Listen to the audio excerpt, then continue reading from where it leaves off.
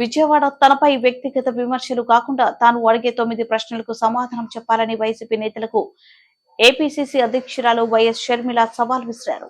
గతంలో వైఎస్ రాజశేఖర రెడ్డి 52,000 పోస్టులతో mega DSC వేస్తే ఆయన వారసుడిగా చెప్పుకునే జగనన్న కేవలం 6,000 పోస్టులతో దగా డిఎస్సీ చేశారని విమర్శించారు.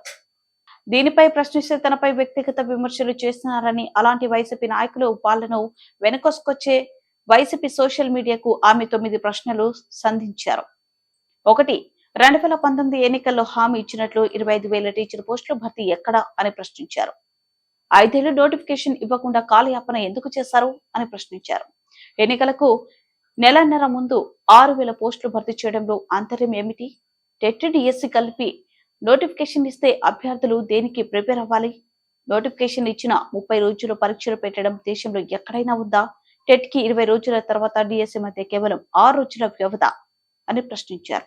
వైఎస్ఆర్ హయాంలో 100 రోజుల గడువు ఇచ్చిన సంగతి వారసుడు జగన్ కి గుర్తులేదా?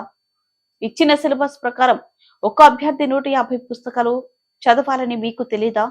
రోజుకి 5 పుస్తకాలు చదవడం అభ్యర్థులకు సాధ్యపడే పనేనా? మానసిక ఒత్తిడికి గురిచేసి నిరుద్యోగులను పొట్టన పెట్టుకోవాలని కుట్ర చేస్తున్నారా? ఇది కక్ష సాధింపు చర్య కాదా అని నవరత్నాలు జాతి రత్నాలు అని చెప్పుకునే జగనన్న ఆయన చుట్టూ ఉండే సకల శాఖ మంత్రులకు దమ్ముంటే ఈ 9 ప్రశ్నలకు సమాధానం చెప్పాలంటూ షర్మిల సవాల్ విసిరారు. ఇంకొకడు మొన్న బాపట్లలో సభ పెట్టి వస్తే రాజశేఖర రెడ్డి బిడ్డ కాబట్టి బాపట్ల నుంచి అడుగు బయట పెట్టనిచ్చారట. ఒక్క నిమిషానికి నేను రాజశేఖర రెడ్డి బిడ్డను కాదనుకుందాం. రండి, ఎంతమంది వస్తారో రండి, ఏం చేస్తారో చేయండి, మీ దమ్మేంటో చూపించండి.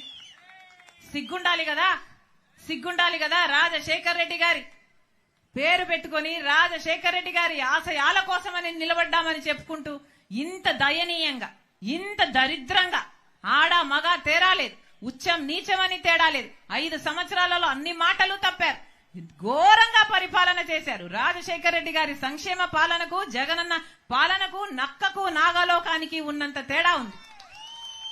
ప్రతి మాట తప్పారు. ఇప్పుడు నేనొచ్చి ఇక్కడ మీ తప్పులు ఎత్తి చూపుతున్నానని చెల్లెల్ని అన్న ఇంగితం లేదు.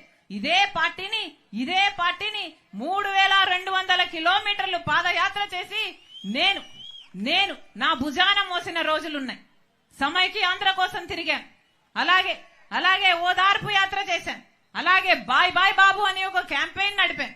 ఎక్కడ అవసరం ఉంటే అక్కడ నాకు ఈ పదవి కావాలి అని ఎప్పుడు నోరు తెరిచి అడగకుండానే వాళ్ళకి ఏ అవసరం ఉంటే అది చేశాను. ఆ పార్టీ మొక్కై ఉన్నప్పుడు నేను నీళ్లు పోసాను, నేను ఎరువు పెట్టాను, నా చేతులతో కాపాడాను. ఇప్పుడు అది చెట్టయింది. చెట్టయ్యాక నా అవసరమే లేదు అంటున్నారు కదా. మీ అహంకారమే చూపిస్తున్నాయి మీ మాటలు. ప్రజలు గమనిస్తున్నా. మళ్ళీ చెప్తున్నా, నేను